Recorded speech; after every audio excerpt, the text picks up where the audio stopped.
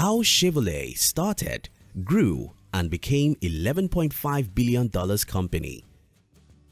The name Chevrolet originated from a Swiss-born American racer, Louis Joseph Chevrolet, who founded his company with William Durant in 1911, stayed for 4 years, and then left his own company to Durant in 1915.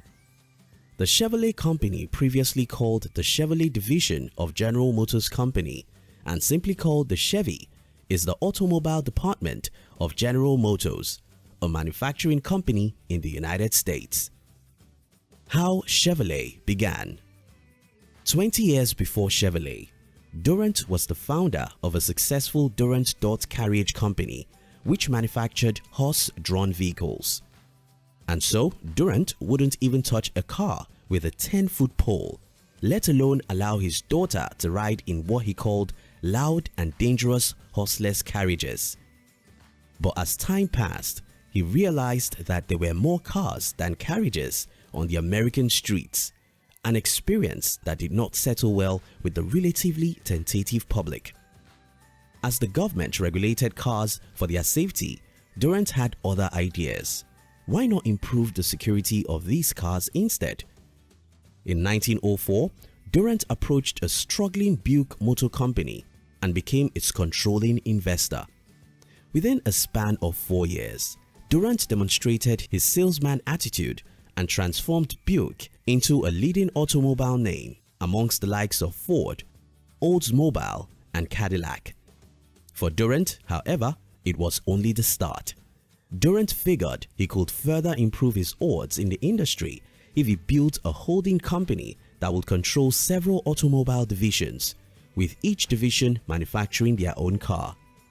With the Buick's outstanding profits, Durant had sufficient capital to found the General Motors Company in 1908. A year later, General Motors acquired several car brands like Buick, Oldsmobile, Cadillac, Elmore, and others.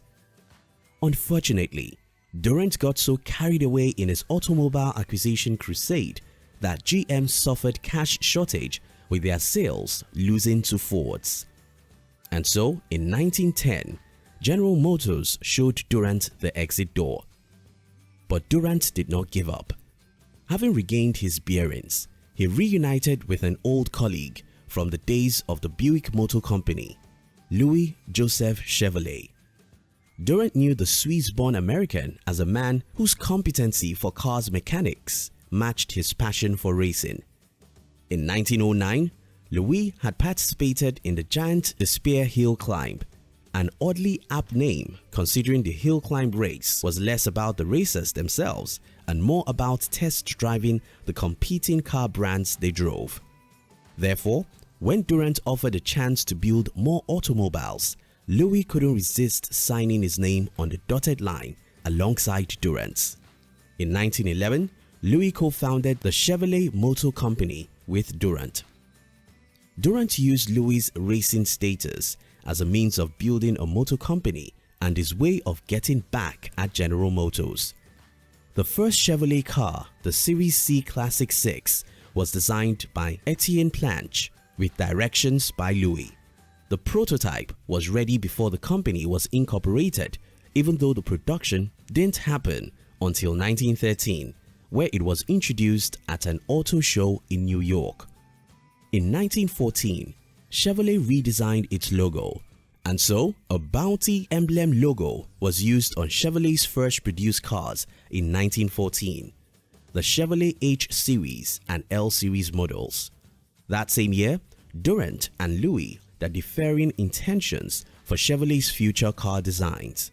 Durant wanted simple and affordable cars that would surpass those of Ford's.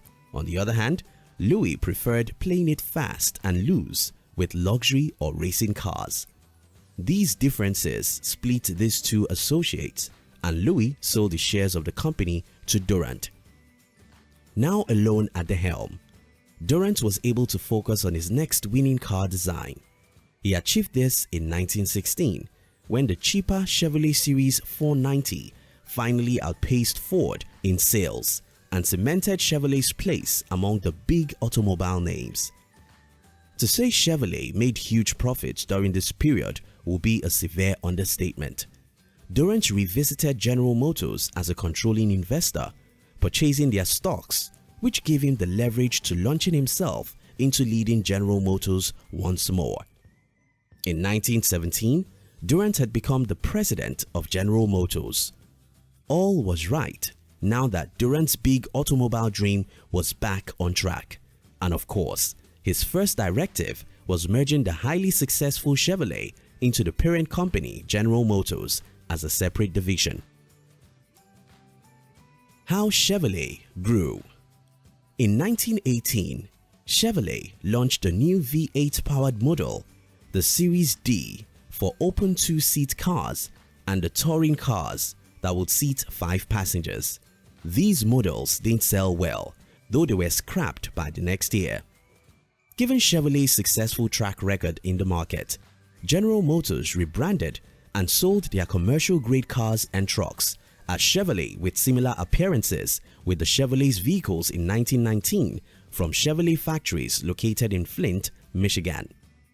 The automobile company built several branch assembly plants in New York, Ohio, Missouri, California, Texas, and Canada.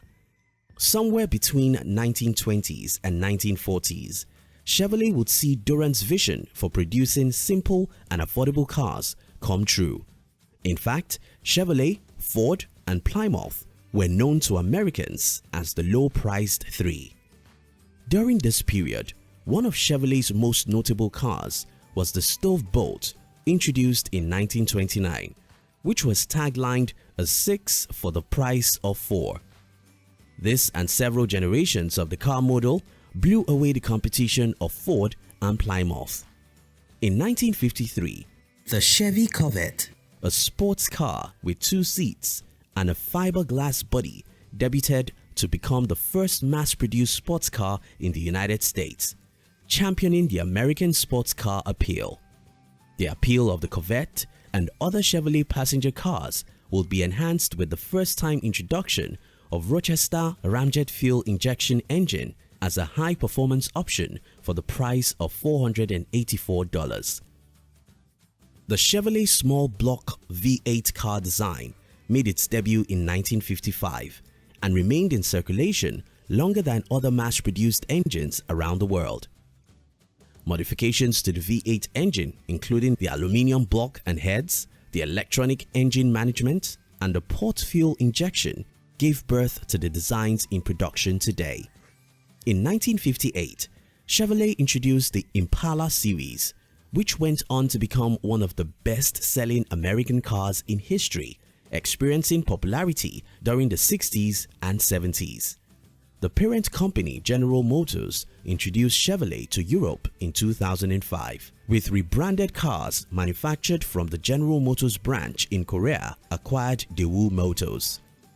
The economic depression between 2007 and 2010 hit Chevrolet hard, but the road to recovery began in 2010 with the introduction of fuel-efficient cars and trucks to compete with foreign automobile manufacturers.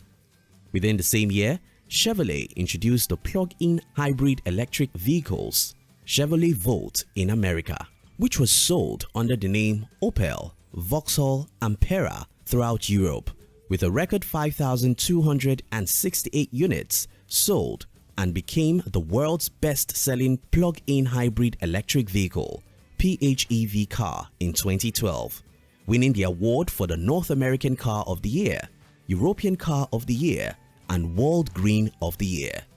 The series was then named the combined Volt Ampera that was sold across the world. It exceeded the 100,000 unit sales milestone in late 2005. And 11 years later, the Volt family of vehicles had become the world's best-selling plug-in hybrid, as well as the third best-selling electric car after the Tesla Model S and the Nissan Leaf cars.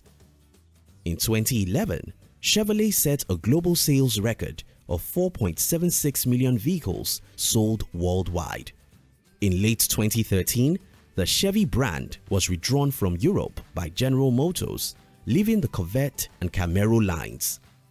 In 2016, Chevrolet unveiled the first affordable mass-produced all-electric car, the Chevrolet Bolt EV. This car too has won several awards. Where Chevrolet is today. Chevrolet now has its headquarters in Detroit, Michigan, and operates throughout 140 countries in North and South America, Asia, Australia, South Africa, and Europe, with over 2 million vehicles sold annually in the US alone and a brand value of $11.5 billion. Thank you for watching our videos. We'd like to give you another interesting video for you to enjoy next. But before then, our team will be very happy if you can like this video and share it with your friends on social media. If you're new here, don't forget to subscribe so you won't miss other interesting videos like this. Look at your screen now to see 2 other videos we handpicked for you to enjoy next. We love you.